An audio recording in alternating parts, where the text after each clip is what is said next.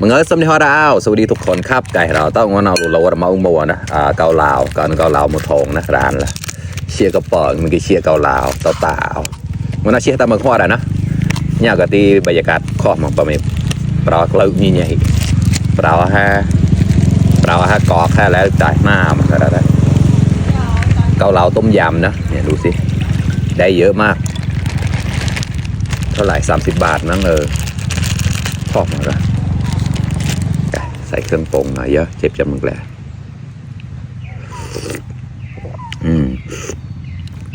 ข้อมาก็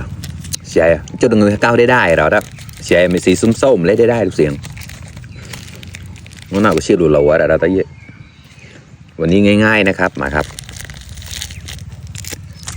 แล้วกูเชียร์พันได้หลายได้แชมป์มาตาเราแต่นะตาเต็กหลักตาหนึ่งนะเป็นทีมกับมือจอด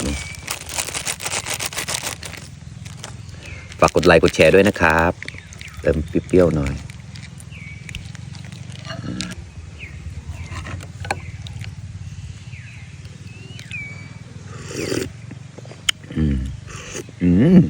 อร่อยมาก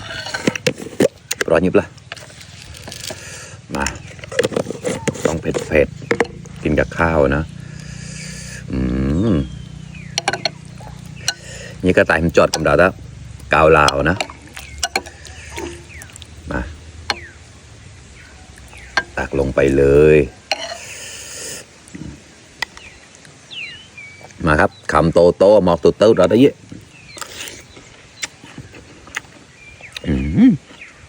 อร่อย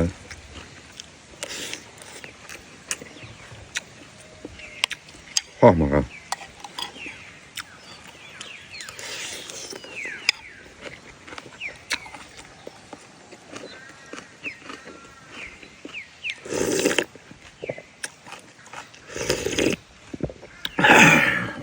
กันกลายปล่อย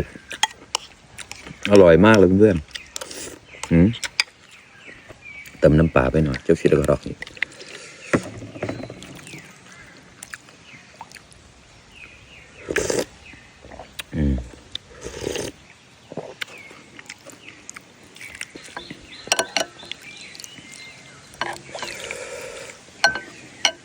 นี่ก็ตามจอดเกาเหลาชื่อในคอมเมนต์นี่แล้ว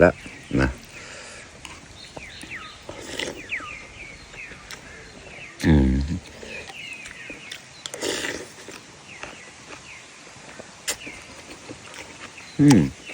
อร่อย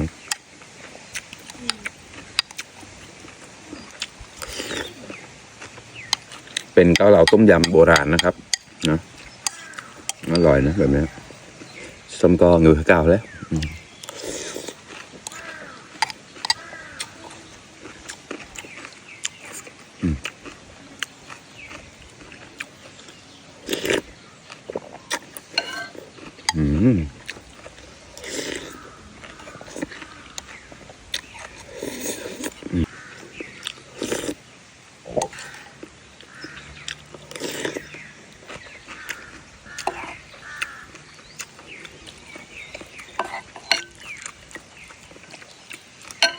เนี่ยหมูสับเยอะมากนะเดี๋ยวจนไปพิมพ์กลอยเดี๋ยวเจอมันแล้วหมูสับกลายมาครับ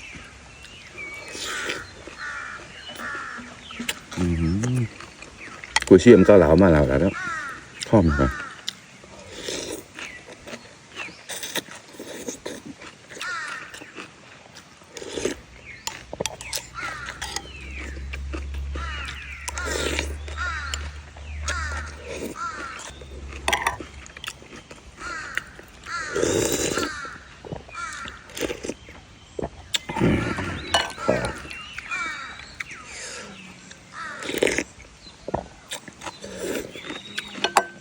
ดีมากครับเพื่อนๆตอนนี้เป็นหมูแดงด้วยนะครับ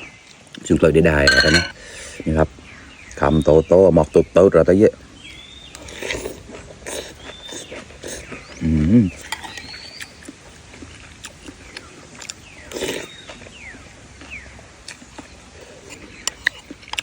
บางทีคนเราไม่ได้ต้องการอะไรมากมายนะ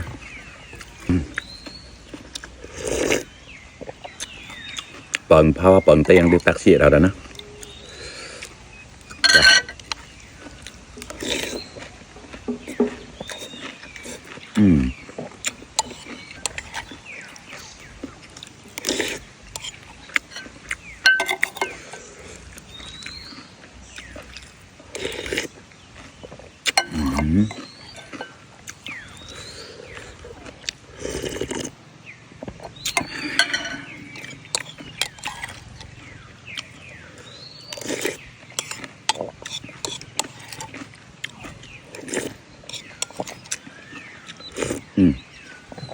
แต่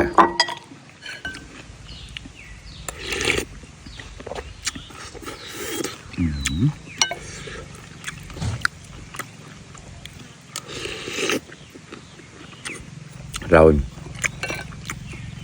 แต่อร่อย